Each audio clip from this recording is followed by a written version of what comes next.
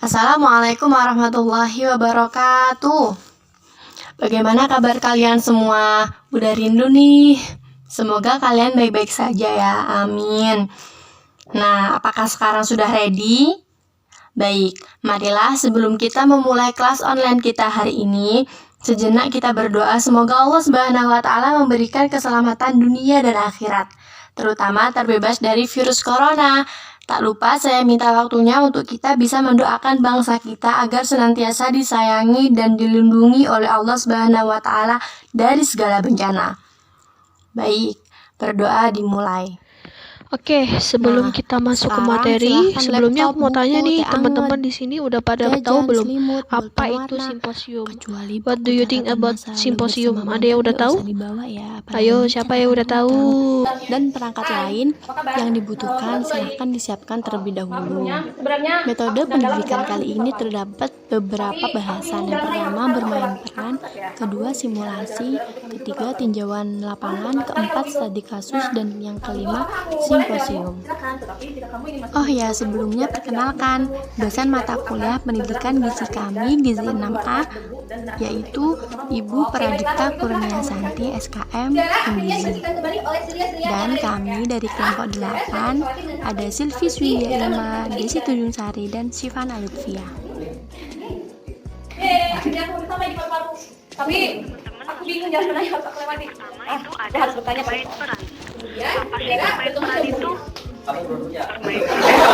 Kamu darah ya? Ya, aku bagus, aku merupakan cabang-cabang dari Katia. Selanjutnya kamu bisa ke paru-paru. Kamu bisa lewat dari jalur kanan atau jalur kiri. Pemecahan masalah yang ada. Oke, terima kasih telah menunjukkan jalan. Sekarang melanjutkan perjalanannya dan bertemu dengan Donfil. Kamu darah kan? Aku buat lulus, belum kamu masuk ke paru-paru, bahkan bersihkan mata kamu dengan lebih bersih. Oke, terima kasih. Kalau begitu, silakan kamu beristirahat. Akhirnya, darah disalin kembali oleh Donfil. Kemudian, masuk, jam masuk, dan menuju ke paru-paru. Nah, sekarang kamu Dari bersih. metode Terima bermain kasih Donfil. peran Sampai jumpa adalah lagi. yang pertama, Akhirnya aku sampai. menggugah suatu persoalan yang menyangkut Tapi sayang sekali hubungan oksigen yang kamu butuhkan masih Yang bersama dengan kedua, saya. mendapatkan alternatif lain dalam pemecahan masalah yang menyangkut hubungan manusia atau biasanya kita menyebut dengan solusi. Lalu, yang ketiga, melibatkan sikap-sikap dan perasaan secara tajam dari para peserta atau kita sedang melatih kefokusan. Tidak ada masing, tidak ada cara masing, tidak ada duluan. Tidak ada. Terdapat keunggulan dalam bermain peran. Yang pertama, kesan. Kita dapat memberikan kesan yang mendalam dalam penyajian dan pemecahan masalah. Yang kedua, kreatif. Kita dapat mendorong peserta untuk berpikir dan merenungkan lebih jauh lagi. Yang ketiga, pengalaman. Kita dapat memberi kesempatan kepada peserta untuk berperan sebagai tokoh, di samping melihat diri sendiri di peran. Terdapat keluhan dari bermain peran. Yang pertama, sukar mencari orang yang dapat berperan secara meyakinkan. Tentu, tidak semua orang dapat berakting. Semua orang mempunyai bakat dan kelebihan masing-masing ya. Lalu yang kedua, peserta dalam jumlah besar dapat mempengaruhi sikap pemain. Semakin banyaknya peserta, maka akan semakin banyak pula perbedaan pikiran atau tanggapan yang tercipta dari para pemain. Terdapat saran penyelenggaraan. Yang pertama, setting tempat. Panggung atau tempat diatur agar para pemain berada di tengah area. Lalu, permasalahan atau pematangan konsep. Permasalahan yang akan dimainkan ditentukan secara cermat dan teliti. Yang ketiga, terdapat penentuan pemain. Pilih pemain untuk memerankan tokoh tertentu. Lalu terdapat durasi. Biarkan metode ini berjalan selama memberikan gagasan baru. Yang kelima, terdapat follow up. Setelah selesai bermain peran, dilanjutkan dengan diskusi. Dan yang keenam, apabila diperlukan bermain peran tersebut dapat diulang dengan pemain yang baru atau terdapat pengulangan kembali. Menurut Nurul Ramadhani Makarau, terdapat beberapa prosedur dalam bermain peran. Yang pertama, persiapan.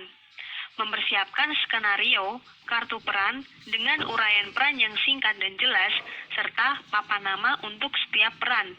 Yang kedua, penjelasan. Menyampaikan kepada seluruh peserta bahwa mereka akan melakukan metode pembelajaran dengan metode bermain peran. Yang ketiga, menunjukkan kepada peserta untuk memainkan peran yang telah ditentukan. Yang keempat, mempelajari, yaitu peserta diminta untuk keluar ruangan untuk mempelajari peran secara terpisah selama 5-10 menit dan mengenakan papan nama di dada.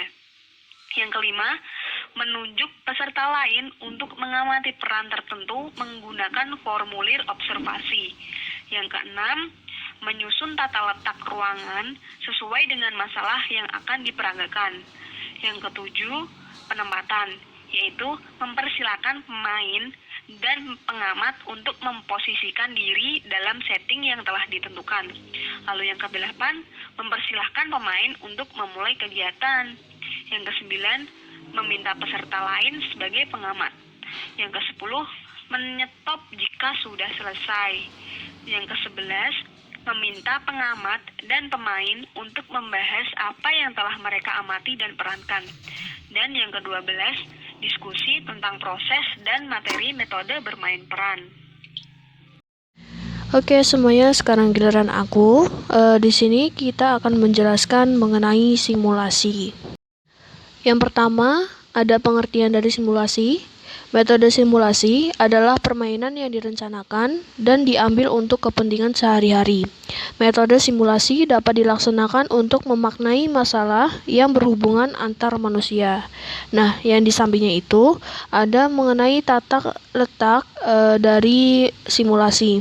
Nah, di bawahnya lagi itu adalah contoh pengaplikasian dari metode simulasi yang ada di masyarakat. Lalu ada tujuan dari simulasi. Di sini tujuan simulasi itu ada 3. Yang pertama ada sadar akan kebiasaan buruk. Nah, yang dimaksud sadar akan kebiasaan buruk itu adalah peserta yang mengikuti simulasi ini akan menjadi lebih sadar pada kebiasaan apa sih yang kurang baik dari dirinya. Jadi dia itu bisa mengetahui kebiasaan buruknya dia dan berubah sikapnya menjadi yang lebih baik. Terus yang kedua itu ada mengetahui potensi yang dimiliki.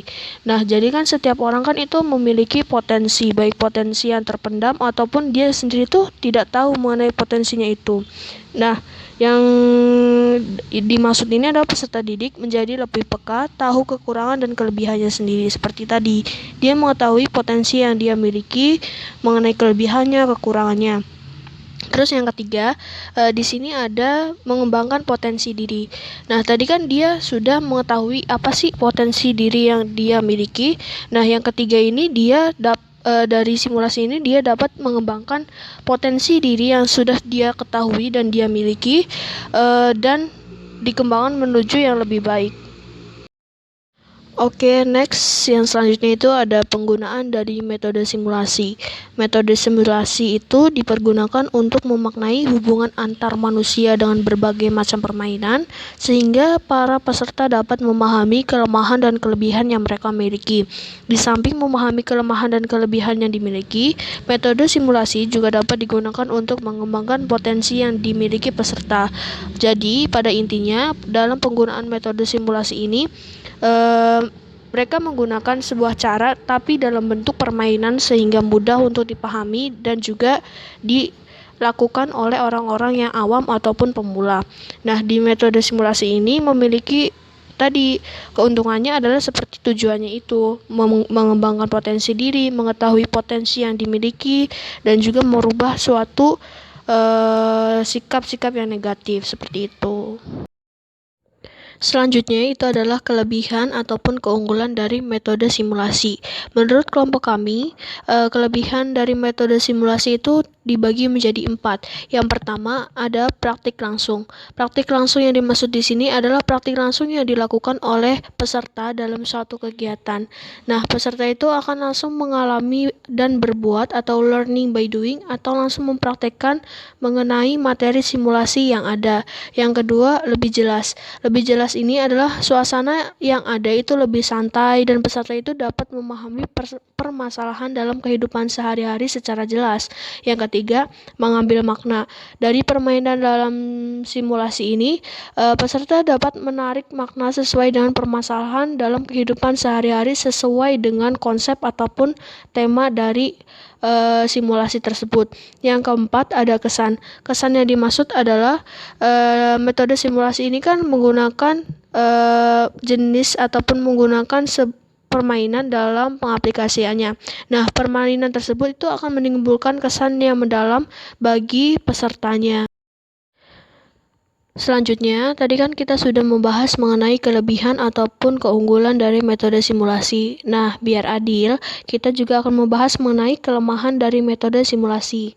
Menurut kelompok kami, kelemahan dari metode simulasi itu dibagi menjadi 4. Yang pertama adalah perencanaannya harus matang. Jadi, apabila topik permainannya tidak tepat, maka tujuan dari simulasi tersebut tidak akan tercapai. Yang kedua, dalam metode simulasi membutuhkan alat-alat untuk mendukung permainan yang akan dilaksanakan. Yang ketiga, kurang partisipasi. Jadi terkadang peserta sulit untuk ditunjuk dan menolak menjadi pemain dalam simulasi yang akan dilaksanakan. Yang keempat, kurang bermakna. Kurang bermakna yang dimaksudkan adalah jadi seringkali pada metode simulasi itu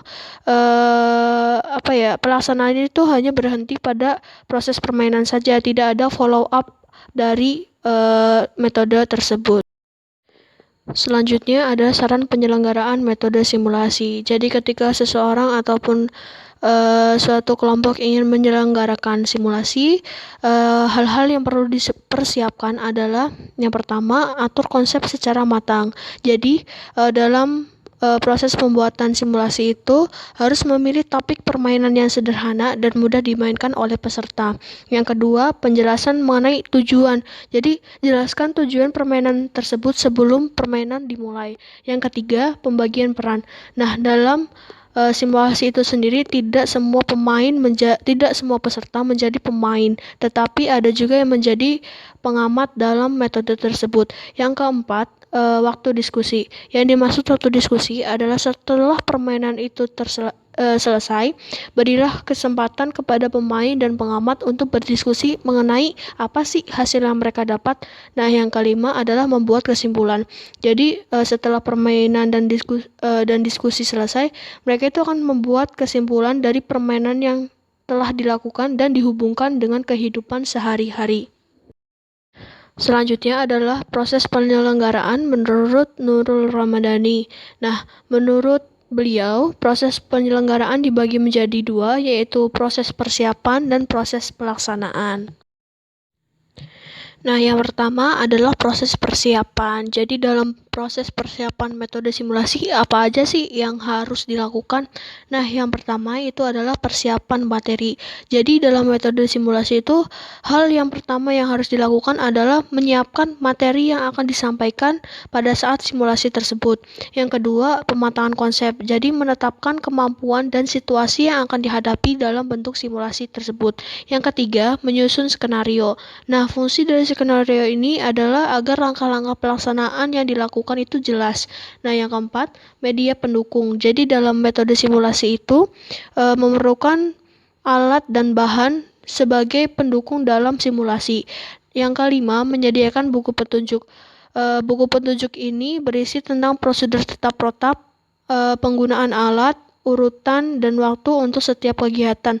Yang keenam adalah pengelompokan. Jadi dalam metode simulasi ini harus ada pengelompokan baik itu peserta maupun pengamat. Yang selanjutnya adalah lembar kerja. Jadi menyiapkan lembar kerja dan lembar observasi. Nah, yang terakhir adalah pemeriksaan akhir atau checking akhir. Jadi setelah menyiapkan alat bantu ruangan dan alat-alat ataupun keperluan-keperluan lain, semuanya itu harus dicek mulai dari awal sampai dari akhir. Jadi semuanya itu harus dicek secara keseluruhan. Yang kedua itu adalah pelaksanaan. Jadi menurut kelompok kami ada 4 tahapan yang dilakukan dalam proses pelaksanaan ini. Yang pertama itu adalah penjelasan. Nah, penjelasan yang dimaksud adalah penjelasan mengenai skenario simulasi yang dilanjutkan dengan pembagian kelompok, pengamatan lembar kerja, lembar observasi, serta penjelasannya masing-masing. Yang kedua adalah setting lokasi, yaitu menyiapkan situasi buatan seperti situasi nyata yang akan disimulasikan.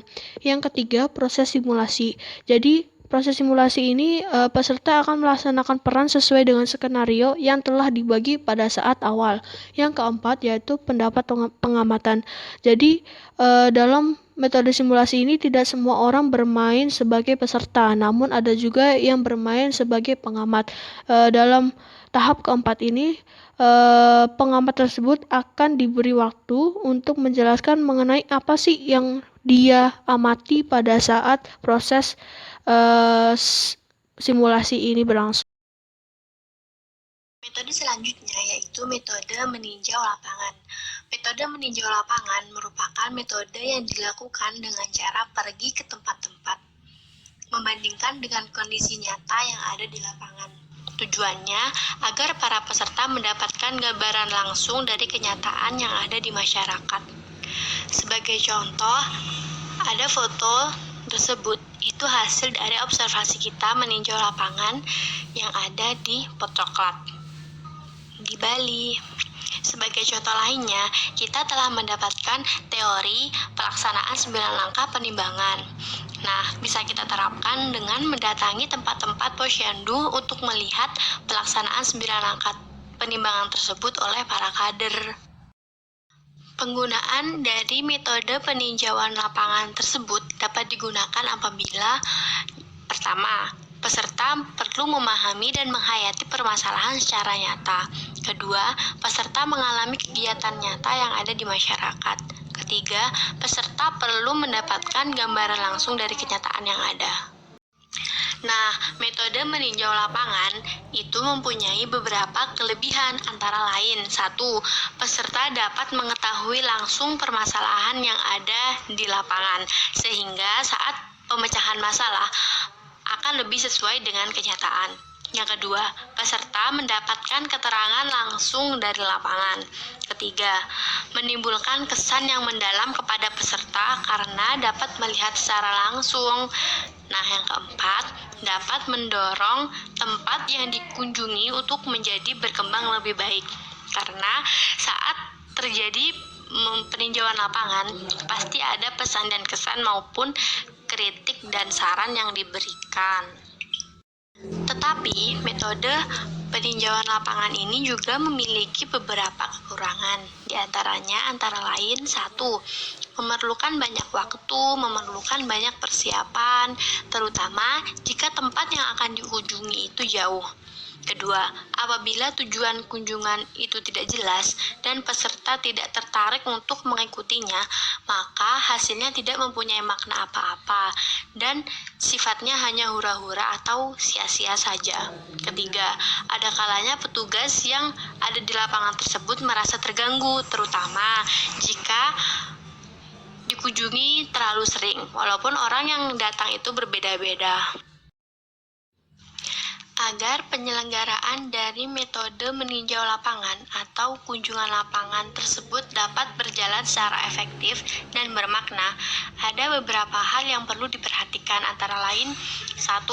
Peserta didorong untuk merencanakan kunjungan di bawah arahan fasilitator. Yang kedua, daerah yang akan dikunjungi atau tempat yang akan dikunjungi perlu dipersiapkan terlebih dahulu melalui penjajakan khusus. Nah, penjajakan tersebut dapat secara langsung maupun melalui surat dan media lainnya. Hal-hal yang perlu dijajaki adalah bila mana dapat menerima kunjungan apa yang akan dilihat, seperti tata tertib kunjungan, gitu, dan lain sebagainya. Ketiga, persiapan kenang-kenangan atau cenderamata atau tali asih untuk lembaga atau tempat yang akan dikunjungi. Keempat, bila perlu, rancangan laporan hasil kunjungan dibuat dan diberikan kepada lembaga atau tempat tersebut. Studi kasus atau case study. Mesti teman-teman langsung pada kepikiran ya, studi kasus atau case study itu berhubungan dengan mata kuliah MCP. Tepat sekali.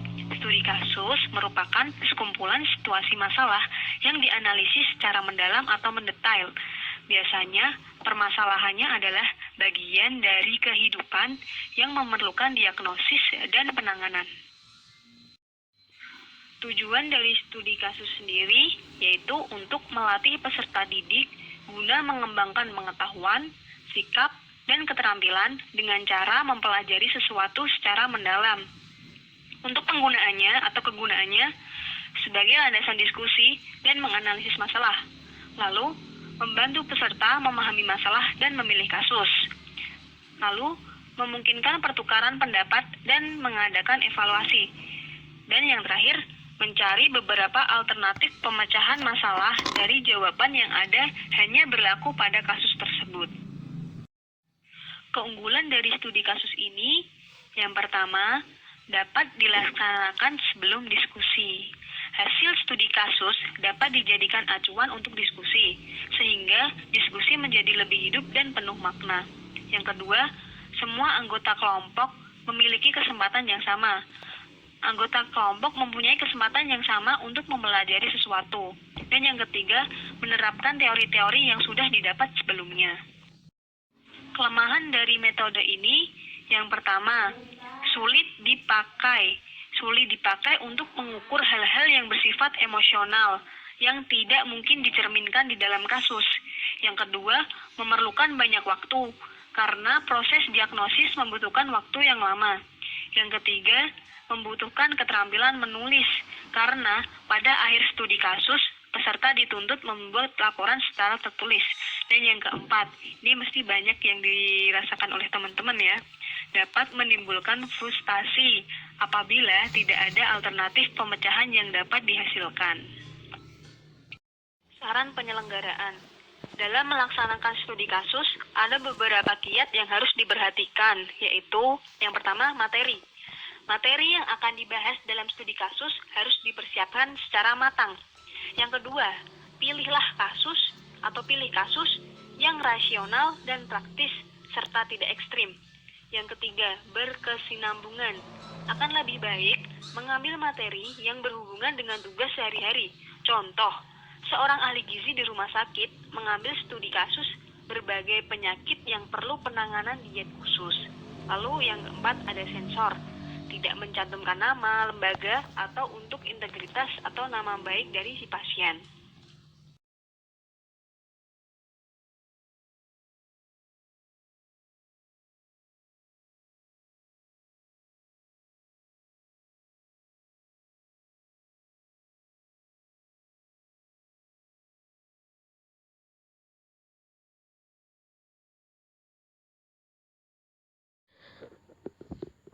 Oke, langsung aja. Yang pertama itu adalah pengertian dari simposium. Simposium apa sih? Nah, simposium itu sendiri adalah serangkaian pidato pendek di depan pengunjung dengan seorang pemimpin pidato yang mengumumkan atau mengemukakan aspek yang berbeda dari topik tertentu. Simposium disampaikan dalam waktu 5-20 menit. Yang kedua, tujuan dari simposium. Tujuan dari simposium itu adalah mendapatkan gambaran suatu masalah yang ditinjau dari berbagai aspek masalah yang dihadapi. Jadi, secara gampangnya, simposium itu adalah suatu perkumpulan ataupun suatu acara yang di dalamnya itu berisikan orang-orang yang sudah expert atau ahli dalam bidangnya masing-masing. Jadi biasanya itu mereka dikumpulkan untuk memecahkan suatu masalah yang sesuai dengan bidangnya. Contoh, ada permasalahan gizi. Berarti pemateri ataupun orang-orang yang ada di dalamnya adalah ahli-ahli gizi yang nantinya akan mengemukakan pendapat mereka mengenai permasalahan yang akan dipecahkan tersebut. Selanjutnya ada penggunaan metode simposium.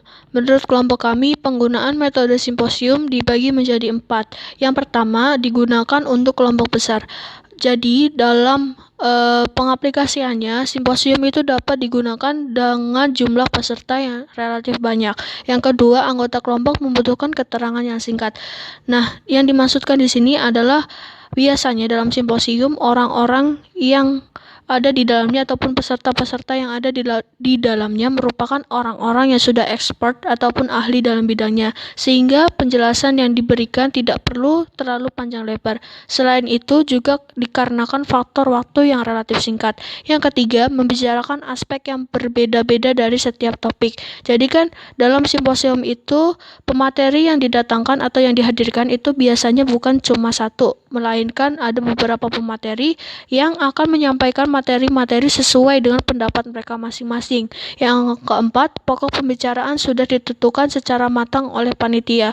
Jadi panitia sebelum melakukan ataupun menyusun metode simposium ini, mereka sudah menentukan topik apa sih yang akan mereka bahas yang akan diselesaikan pada simposium tersebut. Oke, yang selanjutnya kami akan membahas mengenai kelebihan ataupun keunggulan dari metode simposium. Menurut kelompok kami, simposium memiliki kelebihan dan keunggulan dari 4 macam, yaitu yang pertama menarik. Menarik yang dimaksud di sini adalah biasanya dalam simposium akan menghadirkan beberapa orang pemateri yang nantinya dalam pelaksanaannya akan menyampaikan pendapatnya masing-masing, sehingga akan ada tukar pikiran dan juga penyampaian pendapat menurut para pemateri itu, sehingga hal tersebut menarik bagi peserta untuk mendengarkannya.